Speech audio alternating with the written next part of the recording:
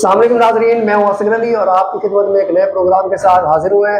आज जो है बच्चों की सेहत के बारे में आपको आगाह करेंगे। जो बच्चों वैक्सीनेशन की जाती है, हिफाज़ती टीके लगाए जाते हैं, आज उसके बारे में आपको आगाही दी जाए। स्फीयर कंसल्टिंग एनजीओ है। इसका बेसिकली मकसद यही है कि जितने भी बच्चे हैं जो हिफाज़ती टीका इजाज़ से कोविड की वजह से या किसी और वजह से रह गए थे, मामूल की उन्हें डोज नहीं मिली थी, तो इसका मकसद यही है कि ज़्यादा से ज़्यादा कवरेज हो सके। तो मेरे ख्याल में ये एक अच्छा इकदाम है, स्फीयर की तरफ से एक अच्छा स्टेप है, ताकि गवर्नमेंट तो वैसे इस पर अमल कर रही है, तो एनजीओ आजकल इसमें भरपूर सरगर्म है। इस कैंपेन को आगे क्या कहते हैं जी बढ़ा रहे हैं, और उम्मीद है कोई बच्चा इस वैक्सीनेशन से महरूम नहीं रहेगा। ये टीके हैं, कितनी बार लगते हैं और कितनी बीमारियों के खिलाफ जो है ये काम करते हैं? देखें जी, ये टीके बच्चों को लगते हैं 7 बार। इसमें पैदाइश में 1.5 माह में, 2.5 माह में, 3.5 माह में, 9 माह में, 15 माह में और 18 माह में।